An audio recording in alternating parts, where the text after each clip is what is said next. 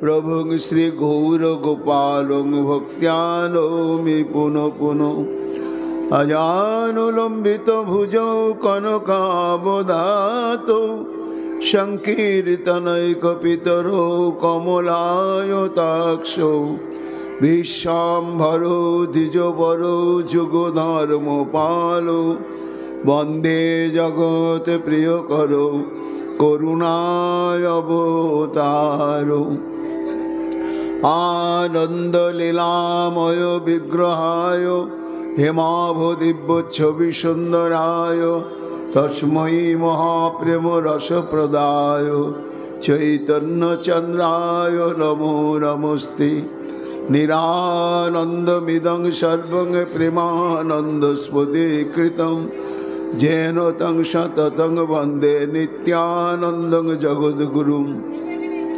श्री अद्वैत नमस्तुभ्यं कलिजान कृपानिधे गौरी प्रेम प्रदानाय श्री सीतापतये नमो। लादिनी स्वरूपाय गौरांग सुहृदाय च भक्त शक्ति प्रदानाय गदाधर नमस्तुते। प्रणमामि श्रीवासं तमाद्दं पंडितं मुदा श्री गौरांग कृपा पात्रं कीर्तनानंदमानसं।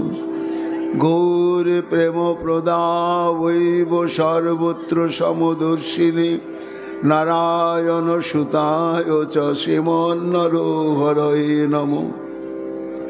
बरापीडाभिरामं मृगमदतिलकं कुण्डलाक्रान्तगण्डं कन्याक्षं कम्बुकण्ठं स्मेतसुभगमुखं साधरे न्यस्तवेणुं श्यामं शान्तं त्रिभंगं रविकरो वसनभूषितं वैजयन्त्या वन्दे वृन्दावनस्थयुवतिशतवृतं ब्रह्मगोपालवेशम्।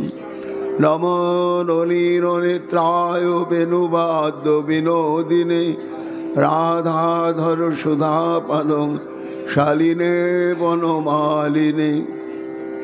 हे कृष्ण करुणा सिंधु दीनबन्धु जगत्पते गोपेश गोपिका कांत राधा कांत नमोस्तुते।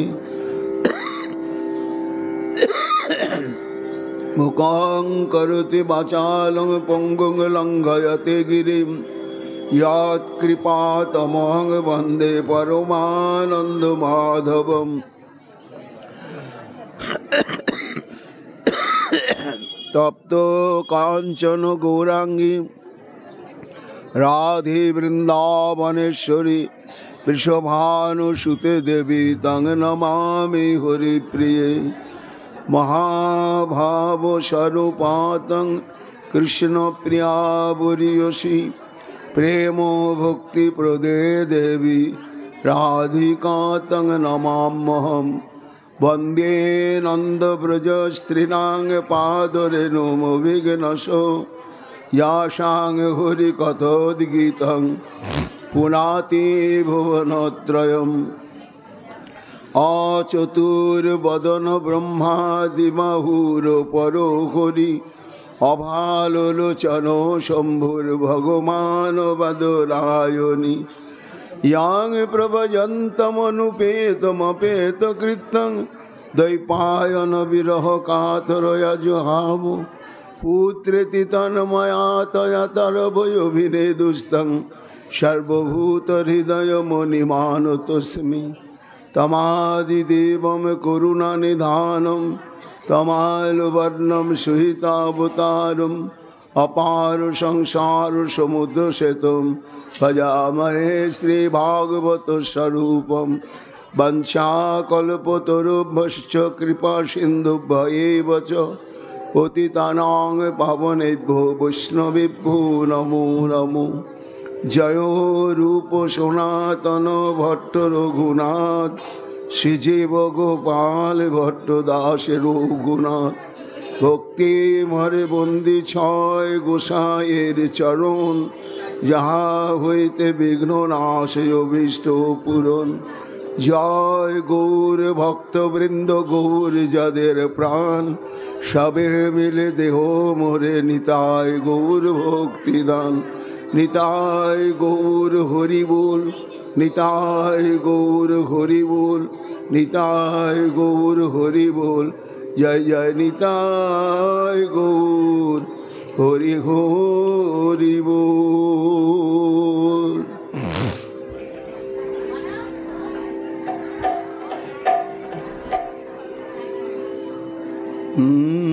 হা হা বৃন্দাবনেশ্বরী, হা হা বৃন্দাবনেশ্বরী, হা হা বৃন্দাবনেশ্বরী, হা হা বৃন্দাবনেশ্বরী। তোমার চরণ লুপুরের ধ্বনি শুনিব কি শ্রুতি ভরি। তোমার চরণ লুপুরের ধ্বনি শুনিব কি শ্রুতি ভরি।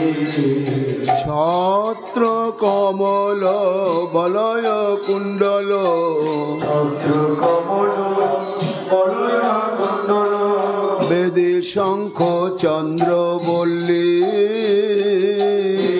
শঙ্খ চন্দ্র বল্লী। জব শক্তি গদা সৌভাগ্যাদি চিহ্ন,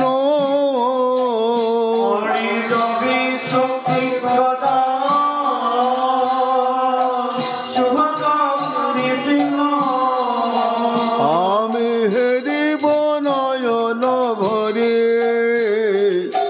হেরিব নয়ন ভরে। জবে শক্তি গদা শুভকামনা চিহ্ন। হেরিব নয়ন ভরে, হেরিব নয়ন ভরে। চরণ সুগন্ধ আঘ্রাণ করিয়া, চরণ সুগন্ধ অঙ্গন করিয়া, হইব কি অনুমত, হইব কি অনুমত। আবার যুগল চরণ হৃদয়ে ধরিয়া, যুগল চরণ রাধে হৃদয়ে ধরিয়া, আমি জুড়াব তাপিত চিত, জুড়াব তাপিত চিত। আমি যুগল চরণ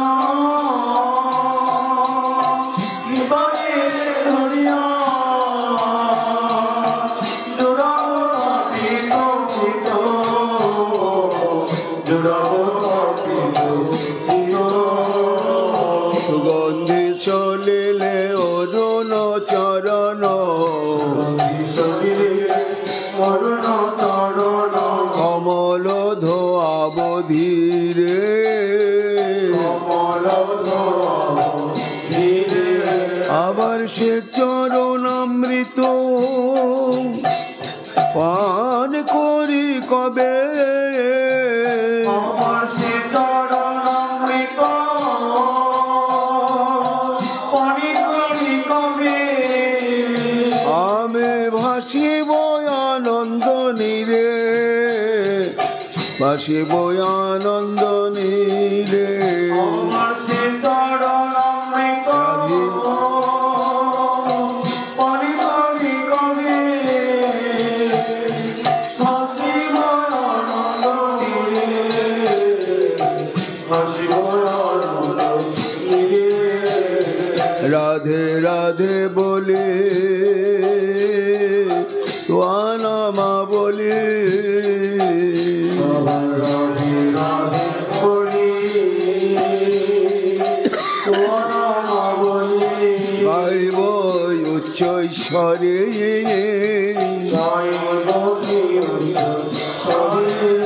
আবার নামের সহিতে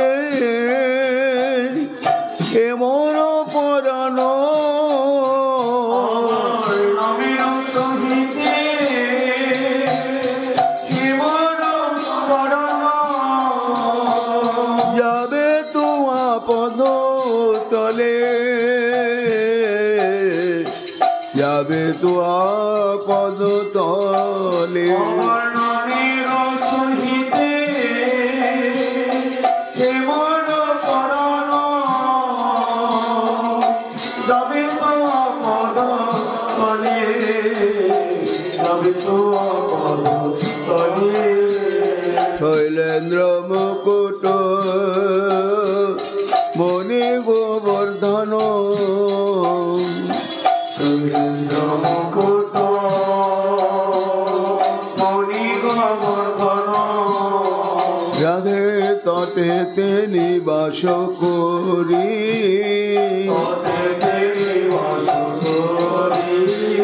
কৃষ্ণ দাসে নিবেদন করে কৃষ্ণ দাসে নিবেদন করে পূর্ণ করো প্রাণেশ্বরে পূর্ণ করো প্রাণেশ্বরে কৃষ্ণ দাসে নিবেদন করে পূর্ণ করো প্রাণেশ্বরে পূর্ণ করো প্রাণেশ্বরে বৃন্দাবনেশ্বরী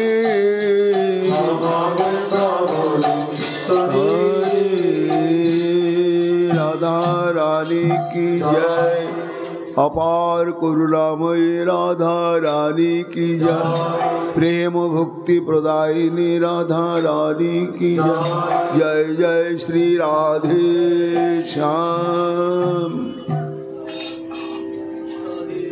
निर्माय चारु मुकुटं नव चंद्रकेन गुंजाभिरारुलिच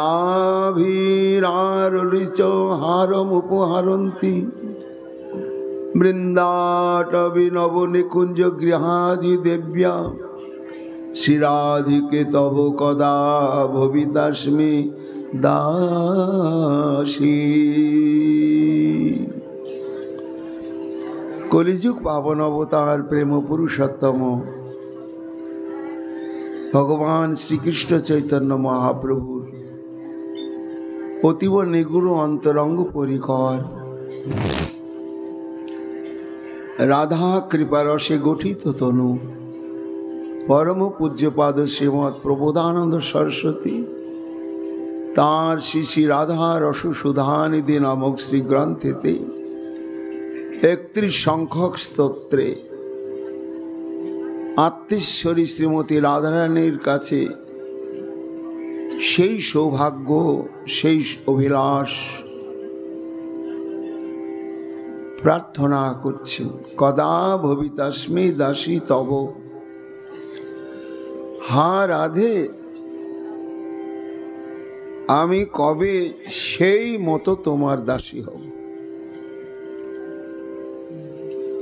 राधारानी बोलছেন सेई मतो माने की किंकरी ना सेई मतो হচ্ছে তোমার आदेश निर्देशेर अपेक्षा नय তোমার अंतःकरण তোমার मन बुझे आदेश पावार आगेई তোমাকে प्रसन्न करे सेवा करार योग्यता लाभ करे दासी होते चाই শুনতে হবে রাধারানীর কথা এরা রাধারানীর মন বোঝে মন জানে নিজের মন বলে কিছু নেই এদের মন হচ্ছে রাধারানীর মন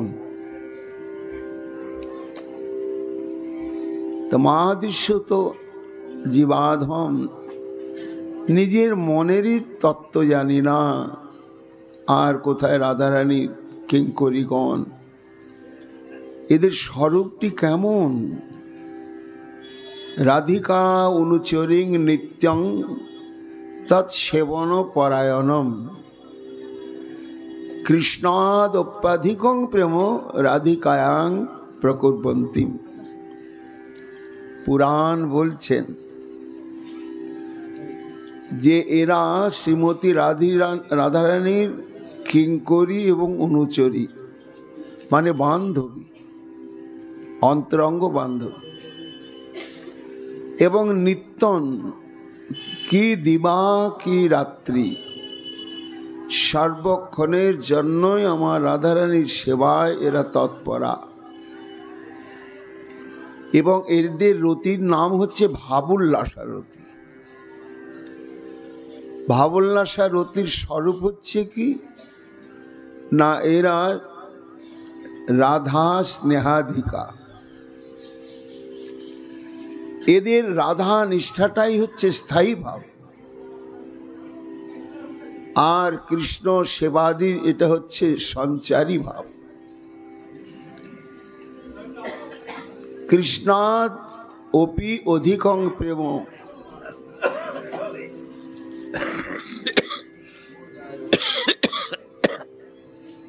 নিতাই গৌর হরি বল, গৌর হরি বল। জয় মহাপ্রভু, জয় মহাপ্রভু, জয় নিতাই চাঁদ, জয় নিতাই চাঁদ, জয় মহাপ্রভু।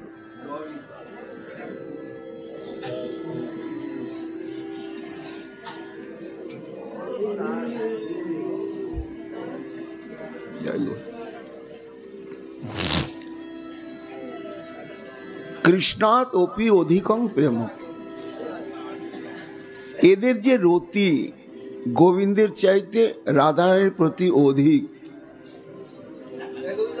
তবে কি এরা গোবিন্দকে কি অবজ্ঞা করেন? বলে না না না না, তা নয়, এখানে সূক্ষ্ম বিষয় রয়েছে। কৃষ্ণের প্রতি তাদের প্রেম আছে, কিন্তু কৃষ্ণকে সুখী করতে গেলে প্রেম মানেই কাউকে ভালোবাসি মানে তাকে সুখী করার প্রচেষ্টা। তা গোবিন্দকে পরিপূর্ণতম ভাবে সুখ দিতে গেলে একমাত্র রাধা নামক উপাদানের দরকার। তা যে বস্তুর দ্বারা নিরন্তর শ্রীকৃষ্ণের প্রীতি বিধান হবে, সুখ বিধান হবে, তুষ্টি বিধান হবে, সেই বস্তুর প্রতি আগ্রহটা, আসক্তিটা থাকা প্রয়োজন। তাই কৃষ্ণাদপি অধিকং প্রেম রাধিকায়াং প্রকটবন্তী, এরা রাধাতেই প্রেম নিষ্ঠাটা অধিক। এরা মন বুঝে সেবা করে, তাই এরা কিঙ্করী।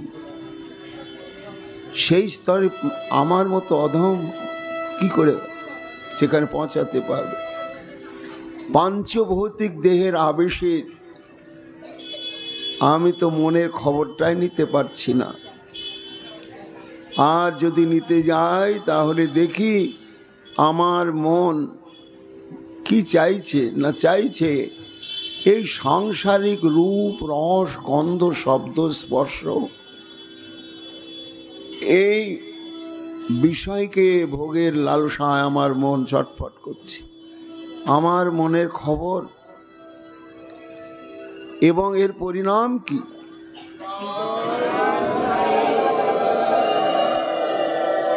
না, মনের খোঁজ নিতে গেলে যদি দেখা যায় মন এই জড়জাগতিক পঞ্চবিদা বিষয় ভোগের জন্য সবসময় ছটফট করছে, তো তার পরিণামটা কি?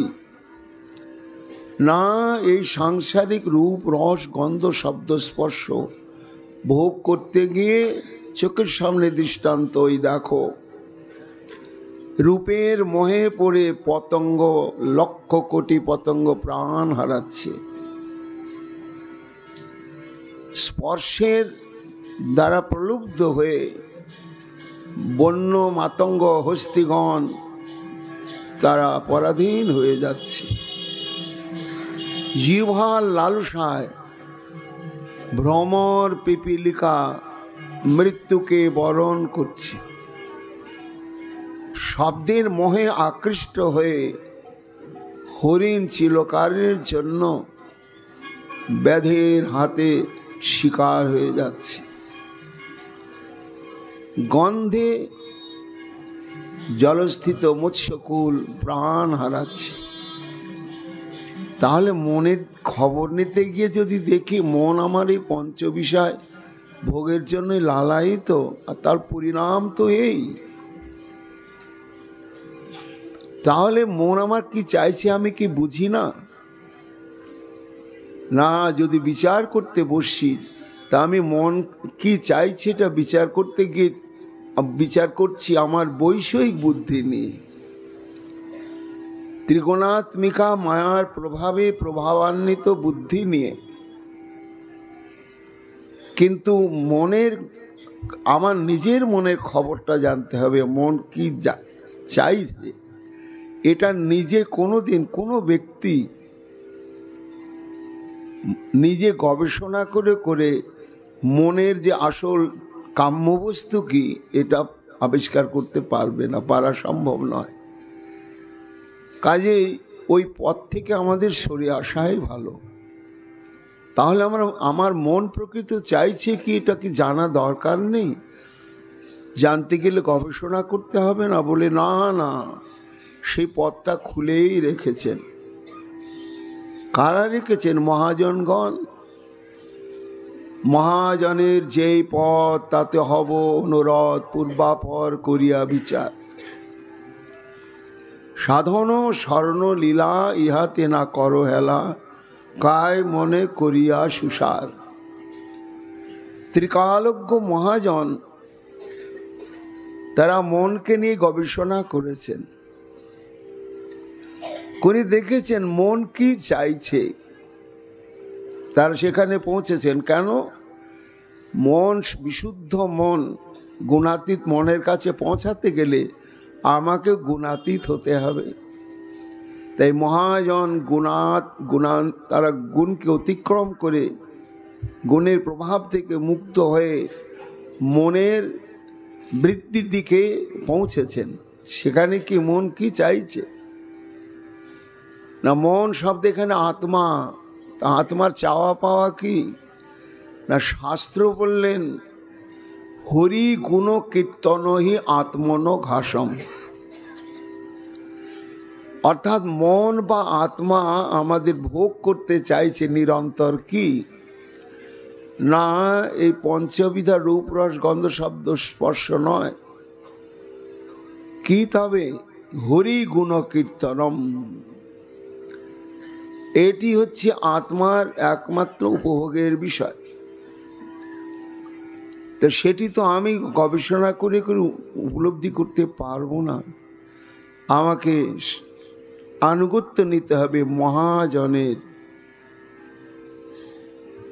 কেন না? দৃষ্টান্ত বলছেন যে কোনো ব্যক্তি যদি আমার বাবাকে, প্রকৃত আমার পিতাকে, এটা নিয়ে যদি গবেষণা আরম্ভ করে বৈজ্ঞানিকগতভাবে, তাহলে আসল পিতার তত্ত্ব পরিচয় তার পৌঁছাতে বহু কাল লাগবে, এবং আদৌ পৌঁছাতে পারবে কিনা কে জানে।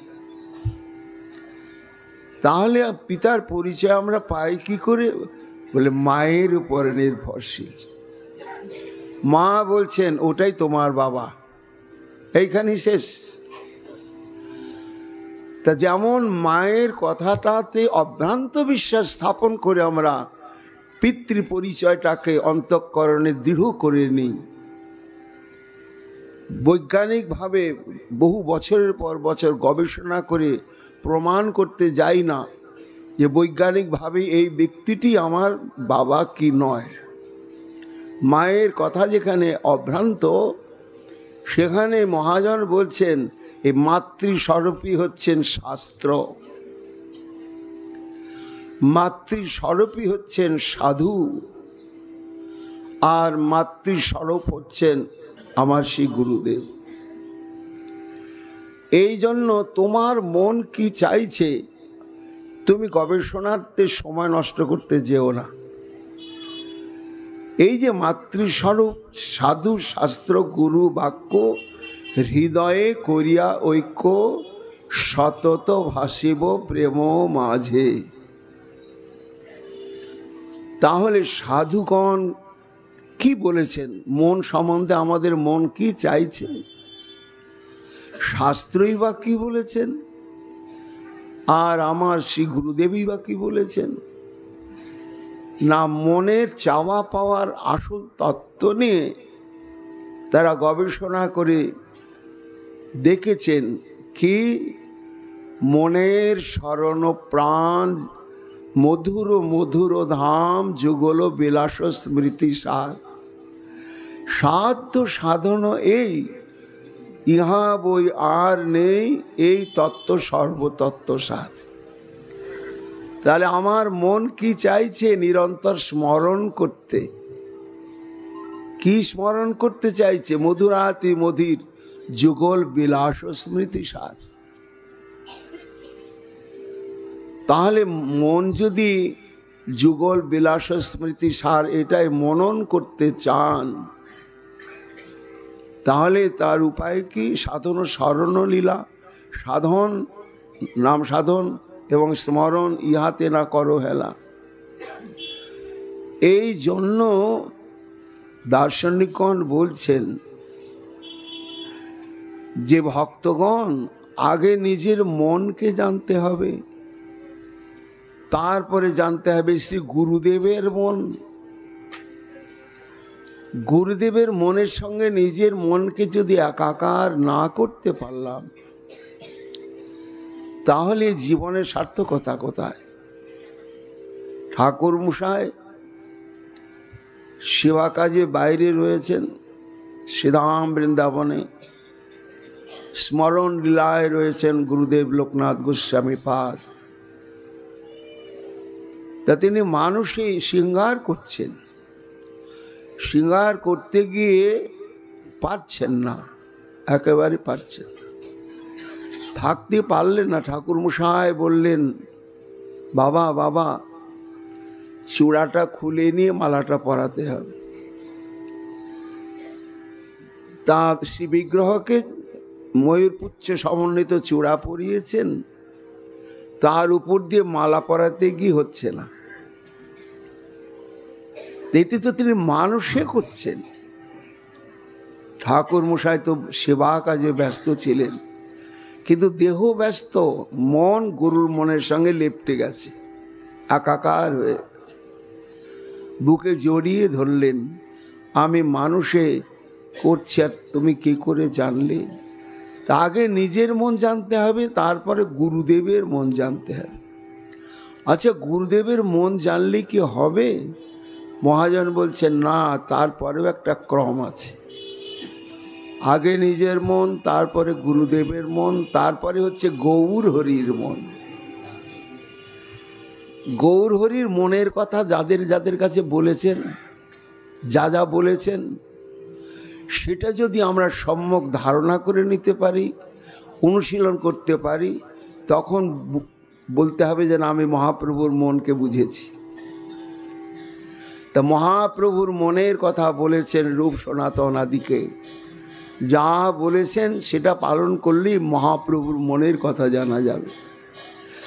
আর মহাপ্রভুর মনের কথাটা যদি এক বিন্দু মাত্র বোঝার যোগ্যতা লাভ হয়, তাহলে সেই সূত্র ধরে সর্বশেষ আত্মেশ্বরী রাধারানীর মনের খবরটাও জানা যাবে।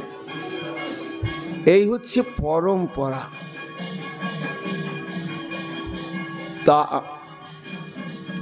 সরস্বতী পাদ আজকে স্তোত্রে বলছেন, নির্মায় চারু মুকুটং নবচন্দ্রকেন,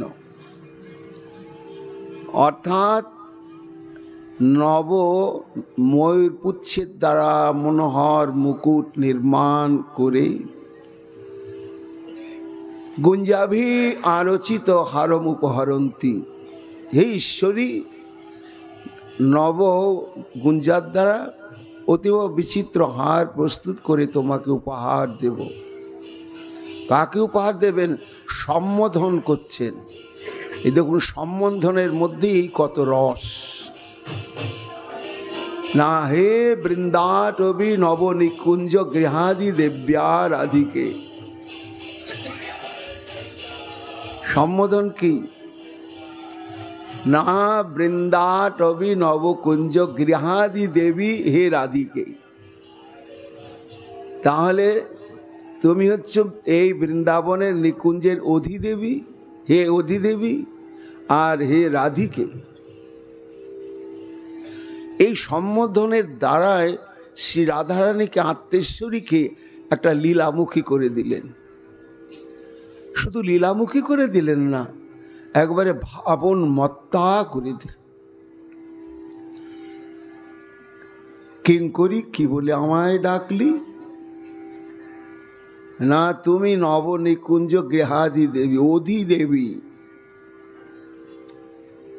কেন অধিদেবী বললেন রাধারানীকে? না, অধিদেবীর দুটি অনুবাদ আছে। এক অনুবাদ হচ্ছে অধিদেবী মানে অধিষ্ঠাত্রী দেবী।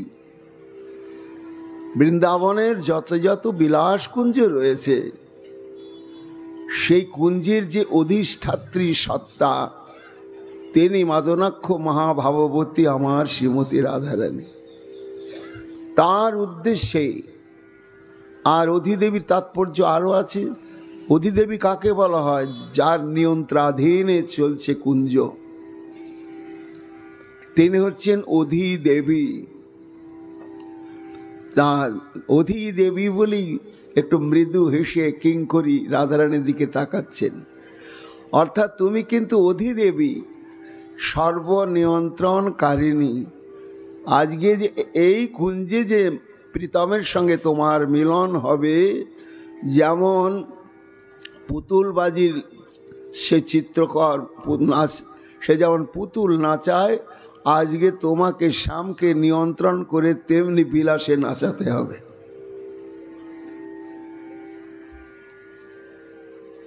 আবার অধিদেবী শব্দের অর্থ আবার আর একটি লীলার দিকে রাধারের মনকে প্রচারিত করছেন।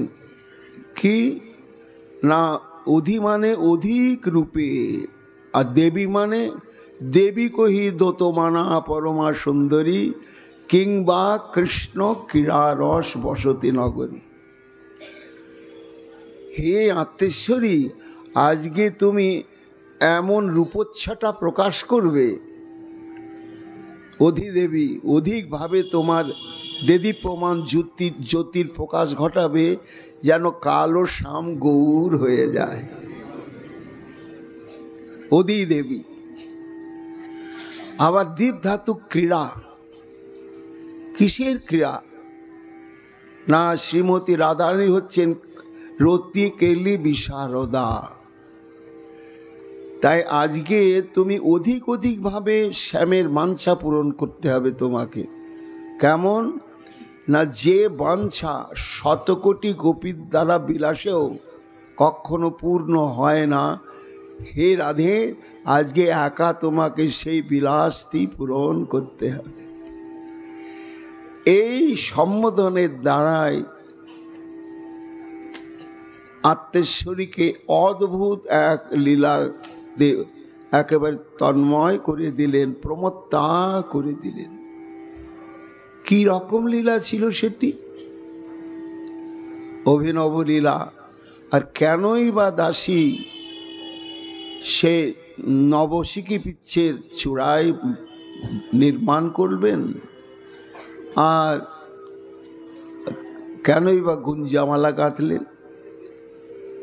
না, তার কারণ আছে, স্ফূর্তি হয়েছে আজকে। গতকাল স্ফূর্তির বিরতিতে হাহাকার, উৎকণ্ঠা যত তীব্র থেকে তীব্রতম হয়, ততই ভগবত অনুভূতিটি সুনিশ্চিত হয় এবং গাঢ় হয়। কেমন তীব্র! আহার নিদ্রা সব দূর, একটু অনুভব হচ্ছে না, আর কিছুই ভালো লাগছে না। এভাবে উৎকণ্ঠা যত যত গভীর হবে, তত এই স্ফুরণের সম্ভাবনাটি সুনিশ্চিত হবে। তাই গতকাল হাহাকার করতে করতে রাধারানীর কৃপা হয়েছে। এইবার সরস্বতীপাদের চিত্তভূমিতে অদ্ভুত একটি লীলা স্ফূর্তি প্রাপ্ত হয়েছে। রাধারানীর সখীকে দিয়ে সংকেত পাঠিয়েছেন, যা বলে আয় সখী, এই বৃন্দাবনে একটি কুঞ্জ আছে, সেই কুঞ্জের নাম বকুল কুঞ্জ। আজকে প্রীতম যেন সেই কুঞ্জকে সাজায়, আমরা অভিসার করি সেই কুঞ্জে গিয়ে মাধবের সঙ্গে মিলব।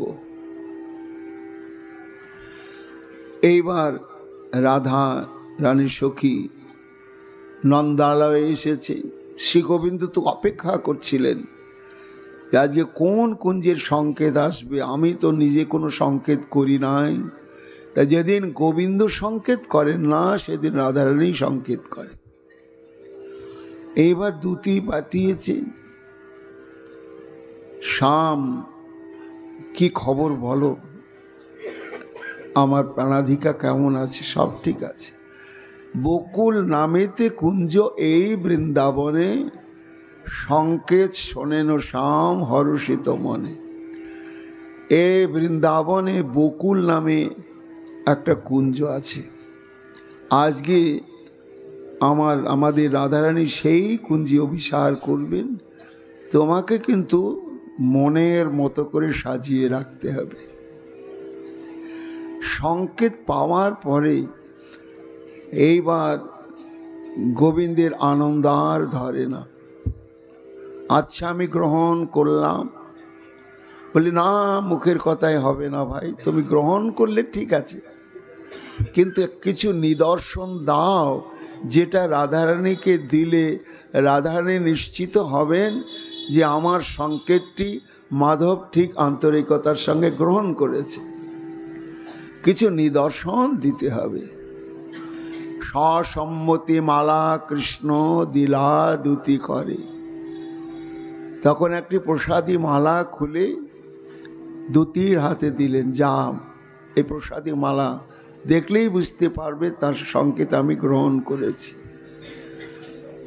এইবার দুতির তো আনন্দ ধরে না। কিসের আনন্দ? আহা, গোবিন্দের প্রসাদী মালা দিয়ে আজ আমার আত্মেশ্বরী রাধারানীকে আমি সেবা করব, এই সৌভাগ্য। নাচতে নাচতে নাচতে নাচতে রাধারানীর কাছে গিয়ে হাজির। শ্যামের অঙ্গগন্ধ মালা প্রবেশের মাত্রই রাধারানীর গৃহখানা একেবারে শ্যামের অঙ্গগন্ধে আমোদিত হয়ে উঠল। সেই গন্ধে বারবার শরীর রোমাঞ্চিত। সখী কি সংবাদ? বলে এই যে তোমার অত্যন্ত আগ্রহের সঙ্গে তোমার সংকেত গ্রহণ করেছে এবং এই সম্মতি সুযোগ প্রসাদী মালা নাও রাধে পরিয়ে দিলেন। তাহলে তো আর বিলম্ব করা নয়। এইবার অভিসারের জন্য তারা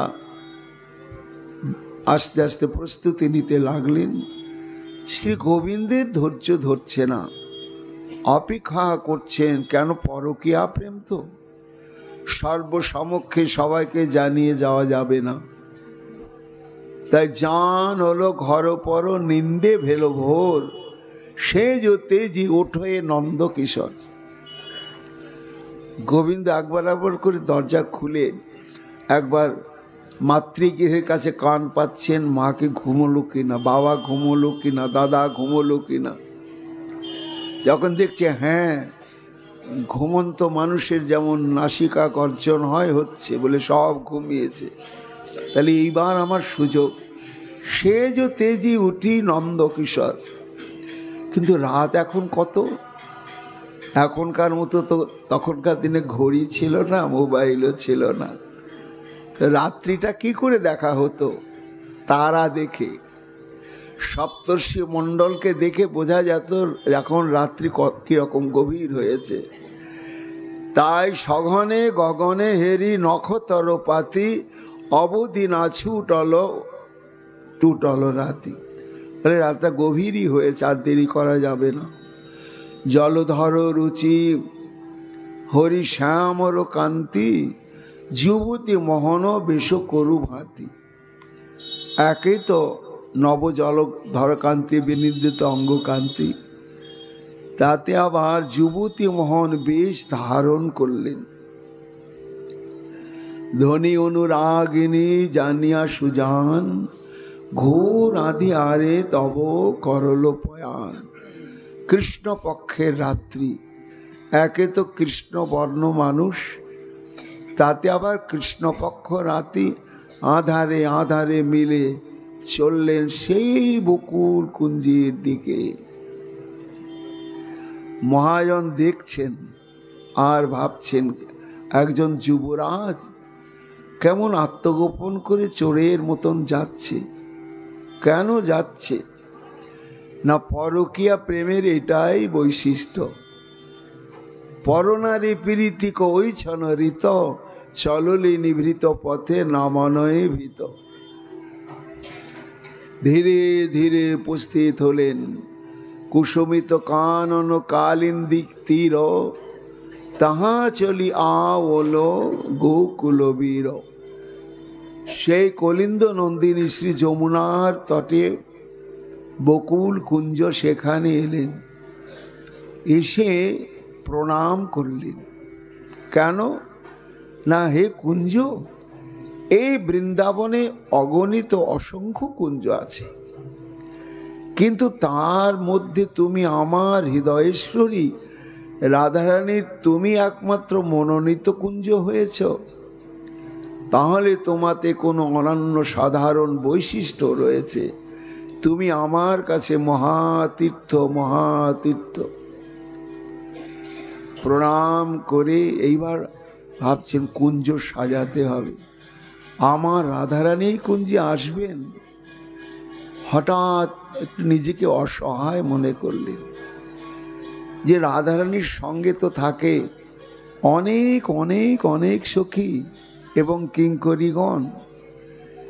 এই জন্য তারা সম্মিলিত প্রচেষ্টার দ্বারায় আমার কুঞ্জ সাজায়, কিন্তু আমার তো এখানে সঙ্গী সাথী কেউ নাই।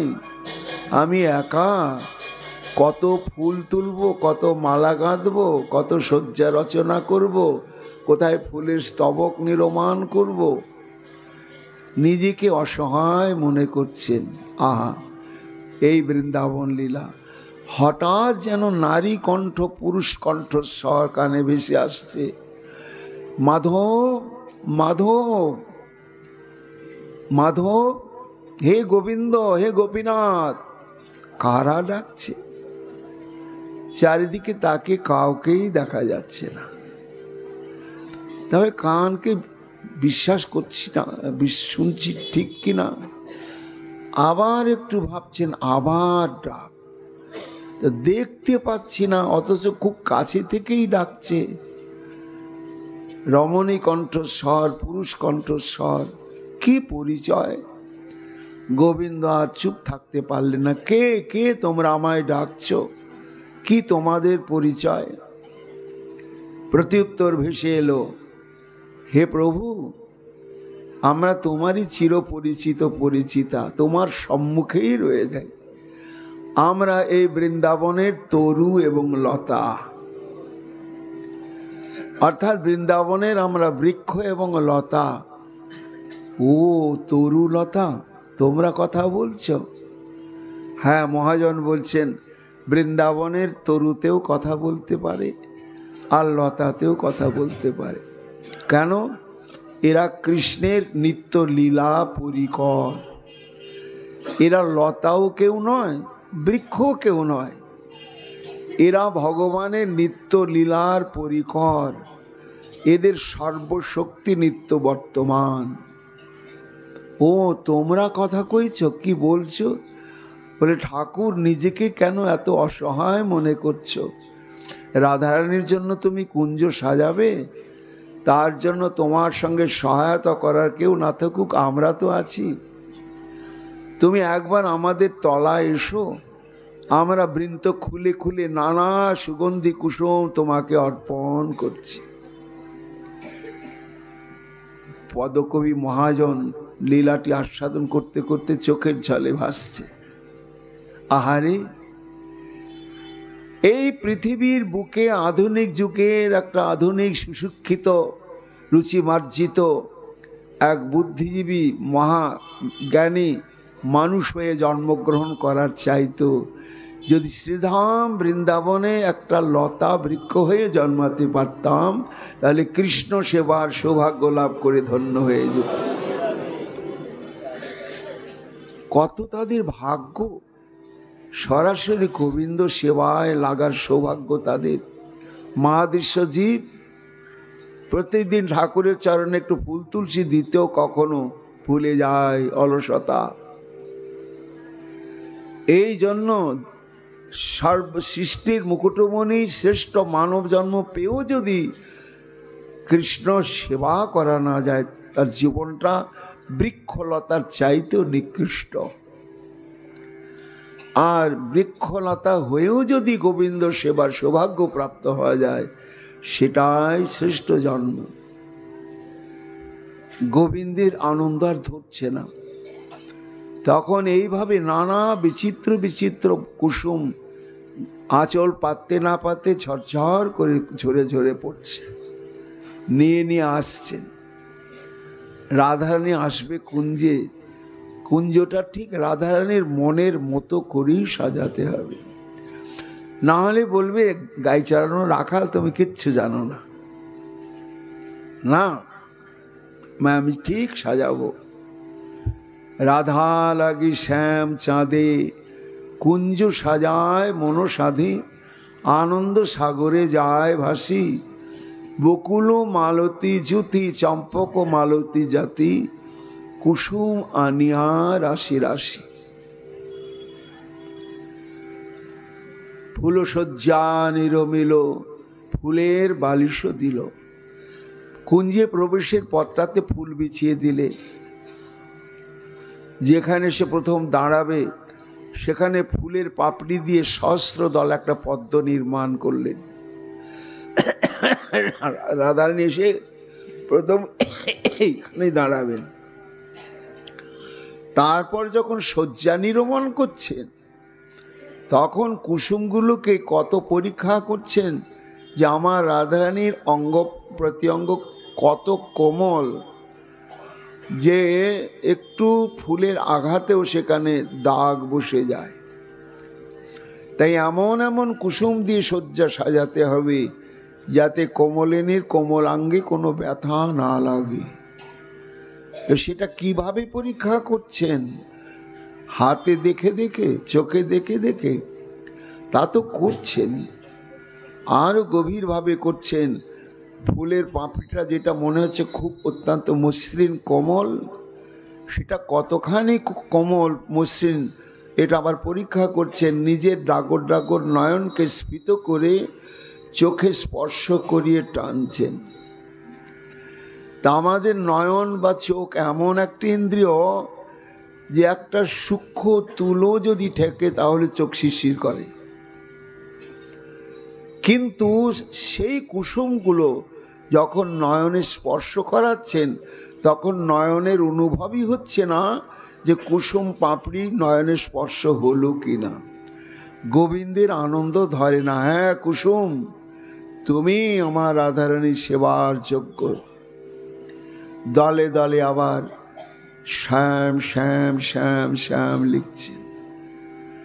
ফুলশয্যা নিরেমিল ফুলের বালিশ দিল, ফুলের ওড়নি শোভে তাই, ফুলে ফুলে ফুলময় সাজাইলা রসময়, সেনা শোভা কখনো না যায়। সুবর্ণ ভৃঙ্গার ভরি সুগন্ধি শীতল বাড়ি, রাধা লাগিলা শ্রীহরি, কর্পূর চন্দন সার অঙ্গ বিলপন আর, কনক কটরি ভরি ভরি। কোনোটাই ত্রুটি নাই। যে একজন রমণী শিরোমণি আসবেন, তার সেবার জন্য যা যা দরকার হয়, পুরুষ হয়েও তার কোনো ত্রুটি রাখলেন না। মোহিতে রাধার মন সাজাইলা রাধার মোহন, মনো মাঝে ছিল যত সাগ, ভাসিয়া আখির জলে দন্য বিনয়ে বলে, রাধা সেবায় নহে যেন বাদ। আহা, সাজাচ্ছেন তো কাঁদতে কাঁদতে। কি সৌভাগ্য করেছি বলতাম ডুগডুগি বাজিয়ে, আমি পিতবাস কিশোরীর দাস, এ কথা সন্দেহ যার, কোটি কল্প যদি আমারে ভজে নিস্তার নাহি কোতার। তো আমি যে রাধারানীর দাস, এটা তো আজ পর্যন্ত আমি প্রমাণ করে দিতে পারলাম না। কেন না, দাসকে দিয়েই তো প্রভু সেবা কাজ করিয়ে নেয়। এই এখানে ঝাড় দাও, এখানে সাজাও, এই করো সেই করো। কিন্তু আজকে যে আমি রাধারানীর দাস, এতদিনে আমার এই দাস অভিমানটি সার্থক হলো। রাধারানী আমি সেবায় লাগলাম।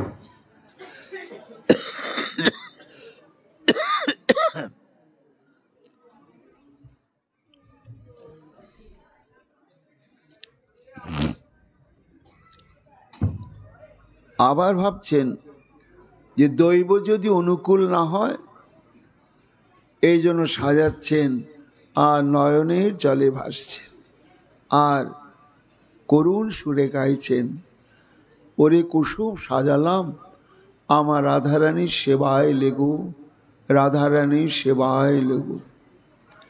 রাধা সেবায় না হয় যেন বাদ। কুঞ্জের বাহির হইয়া চাহে চকিত হইয়া, আসে কিনা আসে ধনী রায়। বনে কোনো শব্দ শুনি রায় আসে অনুমানী, আনিবারে যায় পথে ধায়। পততি পতত্রী বিচলিত পত্রে শঙ্কিত ভবদুপজানম, সচকিত নয়নম রচয়িতি শয়নম। আজ গোবিন্দের সেই দশা। এদিকে শ্রীমতী রাধারানীকে সখীরা কৃষ্ণ মন মোহিনী বেশে সাজিয়ে দিয়েছেন। রাধে, আর বিলম্ব করা নয়, তুমি সংকেত করেছো প্রীতমকে, নিশ্চয় সেই সংকেত কুঞ্জে প্রত্যাশা নিয়ে তোমার পথপানে চেয়ে আছে। আর আজকে আমাদেরও খুব আনন্দ যে তার জন্য তো আমরা কুঞ্জ সাজাই, কিন্তু তোমার জন্য শ্যাম আজকে কেমন কুঞ্জ সাজাবে সেটাই আজকে আমরা আস্বাদন করব। শোকে পরিবৃতা রাধারানী আমার অভিসারিকা নায়িকা। ভাবে ঢুলতে ঢুলতে বেরোলেন। সাজ হল ধ্বনি চন্দ্রবদনী, শ্যাম দর্শন আসে, সঙ্গিনী গণ রঙ্গে ঘেরলো, রঙ্গিনী সব ঘেরলো চারিপাশে। একা চললেন না, সখীগণ চললেন এবং কিঙ্করীগণ চললেন। সাজিয়ে দিয়েছেন রাধারানীকে কেমন ভাবে, তরুণারুণ চরণ যুগল মঞ্জিরত হিসবে, ভৃঙ্গাবলী পুঞ্জ পুঞ্জ গুঞ্জরে মধুলোভে। সখীরা রাধারানীর চরণে আলতা পরিয়ে দিয়েছেন এবং মণিময় নূপুর পরিয়ে দিয়েছেন। আর রাধারানীর অঙ্গ হতে পদ্মগন্ধ ছড়াচ্ছে, তো তাই লাখে লাখে ভ্রমরগণ প্রলুব্ধ হয়ে রাধারানীর পেছনে গুনগুন গুনগুন গুঞ্জার করতে করতে চললেন। কুম্ভী কুম্ভ জেনে নিতম্ব কেশরক্ষিণী মাঝে। অভিসার কালে আমার রাধারানীর উপবর্ণন হচ্ছে। রাধারানীর যে নিতম্ব প্রদেশ, তা দুটি স্থূল নিতম্ব প্রদেশকে দেখে কি মনে হচ্ছে না, কুম্ভী কুম্ভ জেনে নিতম্ব। কুম্ভী মানে হচ্ছেন হস্তি। তো হস্তির মস্তকের যেমন দুই দিকে উঁচু উঁচু স্থান থাকে এবং মাঝখানটি মধ্যখানটি নিচু হয়, ঠিক শ্রীমতী রাধারানীর নিতম্ব প্রদেশ তদ্বৎ। তাই কুম্ভী কুম্ভ যিনি নিতম্ব, কেশর যিনি মাঝে, নীল অম্বর পরিপটাম্বর কিঙ্কিণিত হি বাজে। পরিয়ে দিয়েছেন সখীরা শ্রীমতী রাধারানীকে মেঘাম্বর, উজ্জ্বল কালো মেঘের বর্ণ বিশিষ্ট বস্ত্র রাধারানীকে পরানো হয়েছে। নীল আম্বর পরিপটাম্বর কিঙ্কিণিত হি বাজে, নিতম্ব প্রদেশে কিঙ্কিণী দেওয়া হয়েছে। বাহু যুগল থির বিজরি করি শাবক শুন্ডে, হেমাঙ্গত মণিকঙ্কন নখরে শশীখণ্ডে। আর রাধারানীর বাহু যুগল দেখে মনে হচ্ছে যেন স্থির বিদ্যুতের লতা। আবার মনে হচ্ছে যে না না করি শাবক শুন্ডে, যেন অল্প বয়স্কা হস্তির স্বর্ণবর্ণ হস্তির শুন্ডের ন্যায় সুডোল সুগোল আমার রাধারানীর বাহু যুগল, চন্দ্রকান্ত ধান্ত দমন কর্ণে কণ্ঠে শোভে। রাধারানীর কর্ণপ্রদেশের যে অলঙ্কার তাতে চন্দ্রকান্ত মণি বসানো আছে, কণ্ঠে আছে যে হার তাতেও চন্দ্রকান্ত মণি বসানো আছে। জাম্বু নদ হেম যুক্ত মুকুতা ফলপাতি, মণি ফণি জুত দাম সহিত দামিনী সমভাতি। আর রাধারানী দীর্ঘায়িত যে বেনিখানা, সেটি দেখে মনে হচ্ছে যেন ফণি। না সাতিল ফুল তুলক কবরী করবি ছাদে, মদন মোহন মোহিনী ধ্বনি বৃন্দাবন বাটে। অভিসার কাকে বলা হয়? যখন কোনো প্রেমিকা প্রেমিকের নিকটে আত্মসমর্পণের অনুরাগে সমস্ত কিছু লঙ্ঘন করে চলতে থাকেন, তখন রসশাস্ত্রে তাকে বলা হয় অভিসার। এই রাধারানী যখন অভিসার করেন তখন এক মন হয়ে যেন আমাকে আর কখনো ফিরে আসতে না হয়। মদন মোহন মোহিনী ধ্বনি বৃন্দাবন পাটে। এই অভিসার লীলাটি সিদ্ধ দশায় আস্বাদন করে আমাদেরকে আস্বাদন করাবার জন্য অধরামৃত রেখে গেছেন পদরূপে। তিনি হচ্ছেন কে আমরা অনেকেই জানি না। মাধবেন্দ্রপুরী রচিত ভাস বর্ণি পর্ণি পাঠে মহাপ্রভুর পরম গুরু শ্রী মাধবেন্দ্রপুরী, তিনি বাঙালি ছিলেন। তৎকর্তৃক এই পদ শ্রীমতী রাধারানীর অভিসার লীলা প্রত্যক্ষ এইভাবে দর্শন করেছেন, করে তিনি লিপিবদ্ধ করেছেন। রাধারানী যতই কুঞ্জের নিকটে যাচ্ছেন ততই আনন্দে উল্লসিত উপচে পড়ছেন। মহাজন বলছেন দেখো দেখো, এবার নীরবে যাওয়া নয়। কেন না বাদিনীর সীমানা পার হয়ে এসেছেন। যতদূর পর্যন্ত বাদিনীগণের জানাজানির সম্ভাবনা, আসার সম্ভাবনা, সেই সীমানাটা পার হয়ে এসেছেন। কাজেই সখী এ আনন্দে আর এরকম চুপচাপ ভয়ে ভয়ে যেতে ভাল লাগছে না। চলো আমার গান গাইতে গাইতে যাই, আনন্দ করতে করতে যাই। বেজে উঠল সমস্ত যন্ত্রগণ, সখীদের উপচে পড়া আনন্দ। রবাব ক্ষমক বিনা সোমেলু করিয়া, বৃন্দাবনে প্রবেশিলা শ্যাম জয় দিয়া। কেমন আজকে কুঞ্জ সাজিয়েছে মাধব, দর্শনের একটা কৌতূহল। কোথায় সেই কুঞ্জ, সেই কোথায় কুঞ্জ? বৃন্দাবনে প্রবেশিয়া ইতুতি চায়, মাধবী লতার কুঞ্জে দেখে শ্যামরায়। এক সখী বলছে ওই যে ওই যে ওই যে দেখো কুঞ্জটা, আজকে কুঞ্জটা দেখেই বোঝা যাচ্ছে কিছু নূতনত্ব আছে। আমরা যে পরিপাটি নিয়ে সাজাই সম্পূর্ণ এটা আলাদা। আনন্দে রাধারানী নূপুর বাজছে। এই নূপুরের ধ্বনি অধীর আগ্রহে পথপানে চেয়ে প্রতীক্ষা করছিলেন আমার শ্যাম সুন্দর। কখন আসবে? আমার এই সাজানো কুঞ্জ কি সার্থক হবে? সেবায় লাগবে।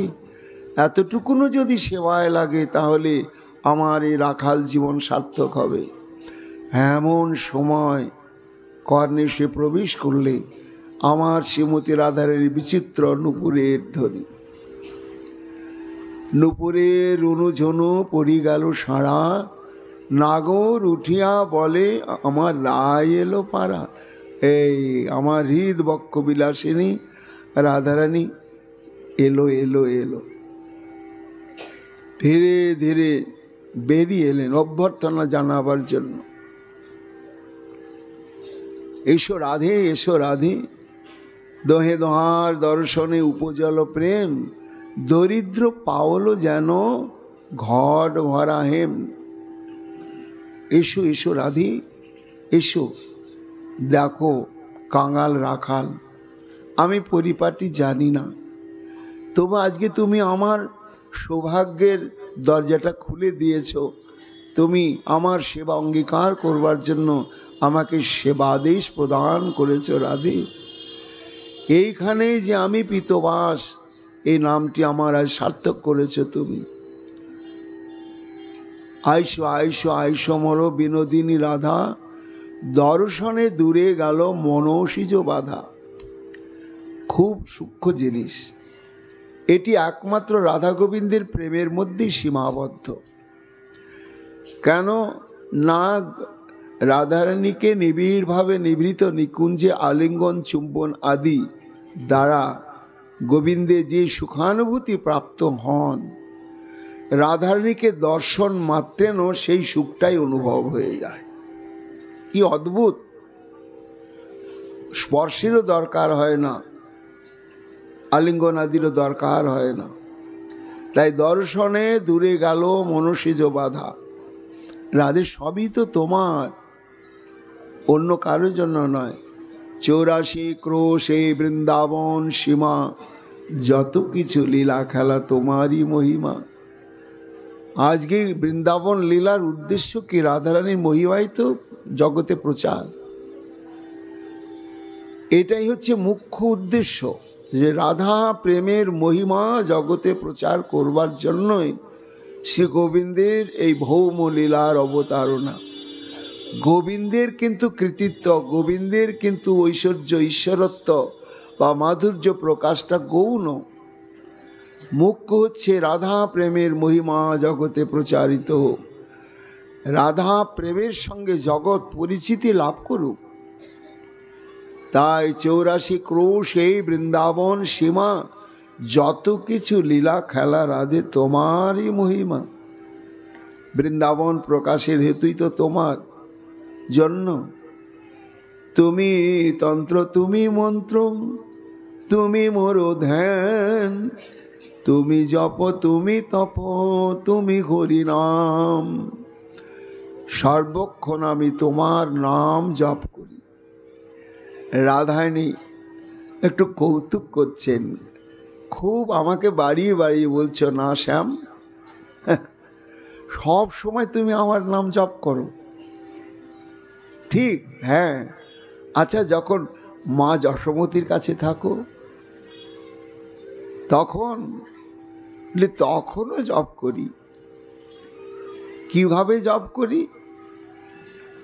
না শোনো, আমি স্নান টান করে এলেই মা বলে, ও গোপাল যা, নারায়ণের ঘরে গিয়ে প্রণাম করগা যা। কি বলে প্রণাম করব মা? বলে, ধারা ধর সমজার অঙ্গেরও বরণ, প্রণাম করিয়ে সেই প্রভু নারায়ণ। কি বললে? ধারাধর মানে মেঘের এক নাম হচ্ছে ধারাধর, কালো মেঘের নাম। তো মা যশোমতী শিখিয়ে দিচ্ছেন যে কালো মেঘের মতো যার বর্ণ, নারায়ণের বর্ণ কালো। তাই ধারাধর সম যার অঙ্গেরও বরণ, প্রণাম করিয়ে সেই প্রভু নারায়ণ। ও মা, কি বললে? অত বড় লম্বা মন্ত্র আমি বলতে পারবো না। আচ্ছা, তাহলে একটু একটু করে মুখস্থ করে নে। ধারাধর সম যার অঙ্গেরও বরণ, বলে ওটাও আমার দেরি হবে। তাহলে তুই কিভাবে করবি? বলে, প্রথম আমি দুটো অক্ষরটাকে ভালো করে মুখস্থ করে নিই। তো ধারা ধরো, ধারা ধারা ধারা ধারা ধারা ধারা। মা শুনছে ধারা ধারা বলছি, আমি তোমার নাম জপ করে নিচ্ছি রাধারানী।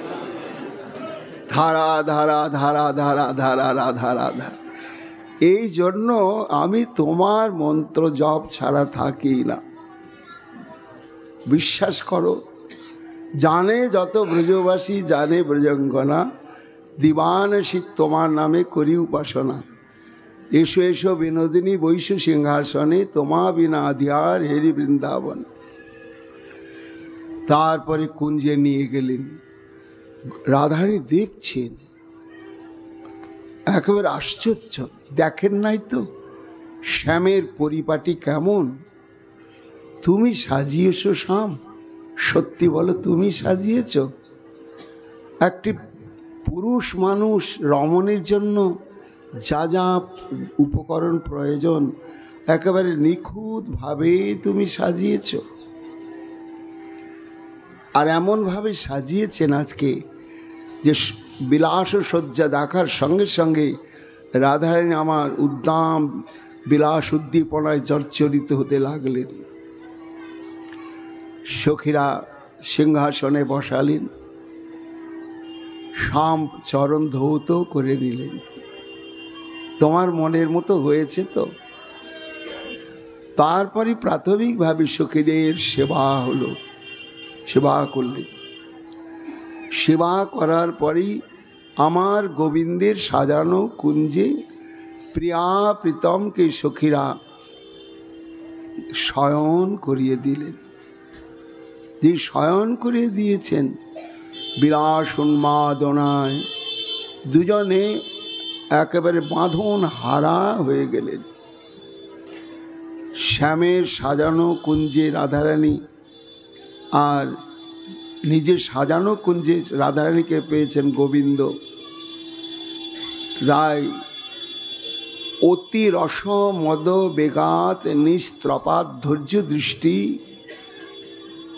ক্রম সমদিত তত্ত্বং সৌরাশ্চর্য নীতি বহিরতি রসলীলানুব্রতাক শ্যাম বর্ণ স্মর নিভৃত নিকুঞ্জে রাধিকা কৃষ্ণচন্দ্র।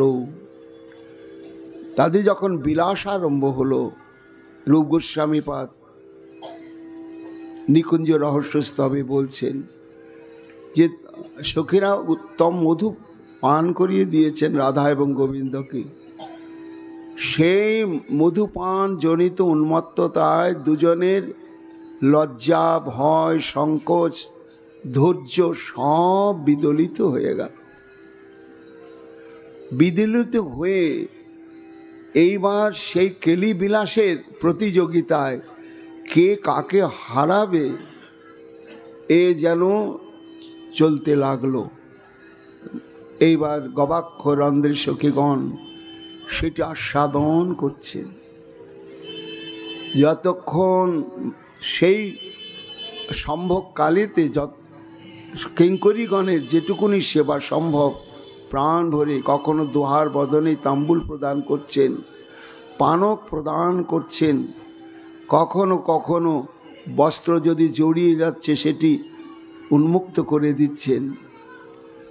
এইভাবে বহুক্ষণ দুজনের বিলাস রস আস্বাদনের পরেই দুজনে ক্লান্ত শ্রান্ত হয়ে পড়লেন। যখন ক্লান্ত শ্রান্ত হয়ে পড়লেন তো আজকের বিলাসের নেতৃত্ব রাধারানী, কিঙ্করী তাকে আগেই মাতিয়ে দিয়েছেন। এই জন্য রাধারানী আগেই সম্বিত পেয়েছেন, শ্যামের দিকে তাকাচ্ছেন, দেখছেন হায় হায় কি অবস্থা শ্যামের।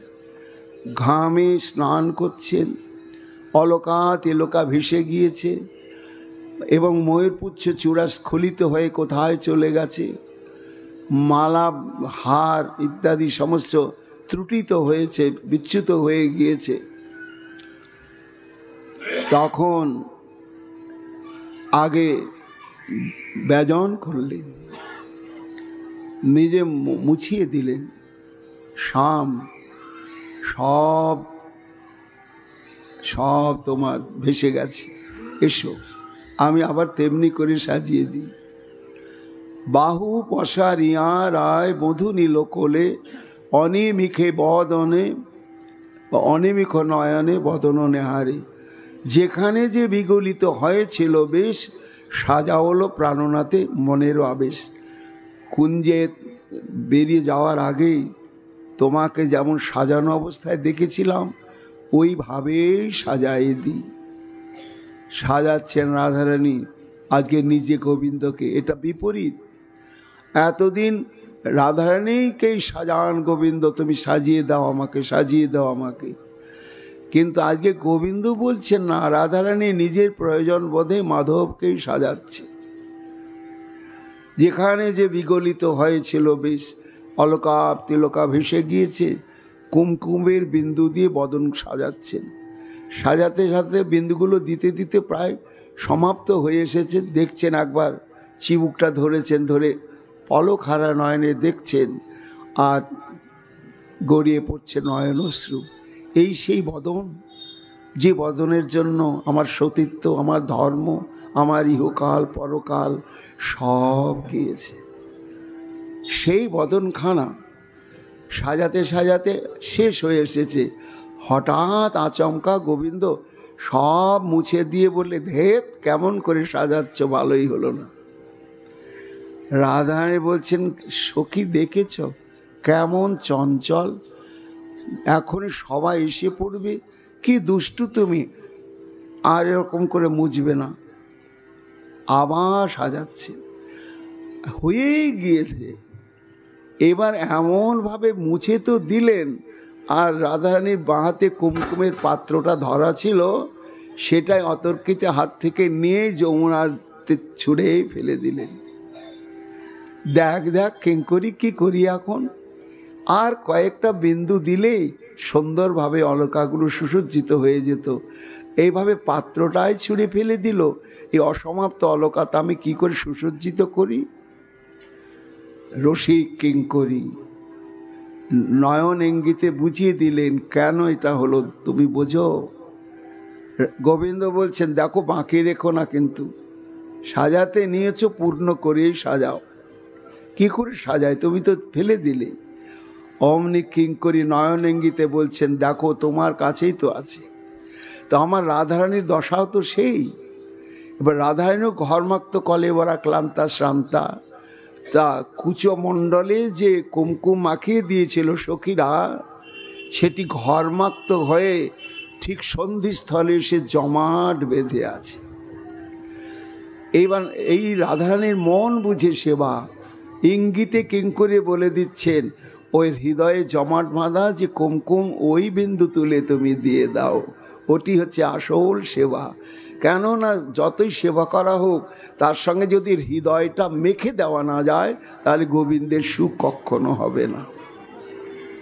যে দিয়েছেন, দেওয়ার পরে বলছেন, বধূ এইবার তুমি একটু দাঁড়াও, আমি তো কোনোদিন সাজাইনি, আজকে সাজালাম, সাজানোটা ঠিক হলো কিনা একবার নয়ন ভরে দেখি। গোবিন্দ দাঁড়িয়েছেন, ওইভাবে নয়, যেভাবে দাঁড়িয়ে তুমি আমার বয়ঃসন্ধিতে আমার জীবন যৌবন মনোপ্রাণ লুণ্ঠন করে নিয়েছিলে, সেইভাবে ত্রিভঙ্গ বঙ্কিম ঠামে তুমি অধরে মুরলী নিয়ে দাঁড়াও। দাঁড়িয়েছেন, আর রাধারানী দেখছেন, আর কিঙ্করির দিকে তাকাচ্ছেন। কি ঈশ্বরী, বলি কি যেন একটু ফাঁকা ফাঁকা লাগছে, বল কি যেন দেওয়া হয় নাই, কি যেন দেওয়া হয় নাই, বাকি রয়ে গেছে, ওটা দিলেই যেন পূর্ণ হতো রে, কিছু বুঝতে পারছি না। সঙ্গে সঙ্গে কিঙ্করি গুঞ্জা মালা আর সদ্য গলিত ময়ূর পুচ্ছের দ্বারা প্রস্তুত করা অভিনব সেই চূড়াটি নিয়ে সে বললেন, দেখো এই দুটো আছে কি। রাধারানী তাকেই দেখছেন, ও শৃঙ্গার রস সার সর্বসং শিখি পিঞ্চ বিভূষিতম। বিল্বমঙ্গল ঠাকুর বলছেন, কৃষ্ণ হচ্ছেন শৃঙ্গারের মূর্তি এবং তার প্রধান লক্ষণই হচ্ছে ময়ূর পুচ্ছ। সে ময়ূর পুচ্ছ ছাড়া শৃঙ্গারের মূর্তি পূর্ণাঙ্গ হয় না। তাই এটি বুঝেছেন কিঙ্করি, যে চূড়াটি নেই, তার জন্যই ময়ূরগণ সেবায় লাগাবে বলে তৎক্ষণেই তারা নিক্ষেপ করেছে, আর কুড়িয়ে নিয়ে নিপুণভাবে সে ময়ূরপুচ্ছের চূড়া নির্মাণ করেছেন, আর নবগুঞ্জা ফল দ্বারা বিচিত্র হার গুম্ফন করেছেন। এইবার দেখো দেখিনি পূর্ণ মনে হচ্ছে কিনা। গোবিন্দকে পরিয়ে দিলেন সে ময়ূরপুচ্ছের চূড়াটা, আর গলায় পরিয়ে দিলেন গুঞ্জা মালা। এইবার কি পূর্ণ, কি রূপ। ইস, তাকালেন কিঙ্করির দিকে, তুই আমার মনের খবরটা কি করে জানলি, কি করে বুঝলি, কি পুরস্কার দেব বলে মস্তকের উপরে আশীর্বাদ মুদ্রা দিয়ে হাতটা রাখলেন। যে হাতটা রেখেছেন, কিঙ্করীর জীবনের এইখানেই তো সার্থকতা। রাধারানীকে সুখ দেওয়া, কৃষ্ণকে সুখ দেওয়া, এইটুকুন যে দিতে পেরেছি, মনে মনে এক করে এই প্রয়োজনটা বোধ অনুভব করতে পেরেছি। আর রাধারানী সেটি মর্মে মর্মে অনুভব করে তার প্রতিদান আমার আশীর্বাদ মস্তকে হাত দিয়ে রাখলেন। আনন্দে এত আত্মহারা, আনন্দ রাখবার জায়গায় নাই। হঠাৎ স্ফূর্তির বিরাম ঘটে গেল। কেননা লীলা তো স্মরণে হচ্ছিল। এই বিস্তৃত লীলাটি তিনি ধ্যানের দ্বারা স্মরণে দর্শন করছিলেন। বাহ্যাবেশ এসে গেল। যখন বাহ্যাবেশ এসে গেল, তখন হা রাধে, হা রাধে, কবে আমার সেই সৌভাগ্য হবে যে আমি এইভাবে ময়ূরপুচ্ছ চূড়া নির্মাণ আর গুঞ্জামালা নির্মাণ করে তোমার হাতে দিয়ে তোমার মন বুঝে সেবা করে আমি তোমার যথার্থ দাসী হতে পারবো। এই জীবনে পারবো কিনা, হা রাধে তুমি কৃপা করো, কৃপা করো। স্ফূর্তিতে আনন্দ, স্ফূর্তির বিরতিতে বিষের জ্বালা, হাহাকার। আর এই হাহাকারই আবার পরবর্তী স্ফুরণের কারণ হয়ে থাকলো। রাধারানীর কৃপা আগামীকাল আমরা পরবর্তী লীলা প্রসঙ্গ শ্রবণ কীর্তন করব। রাধারস সুরানন্দীর প্রসঙ্গ এখানেই বিশ্রাম লাভ করছে। নিতাই গৌর হরি বল।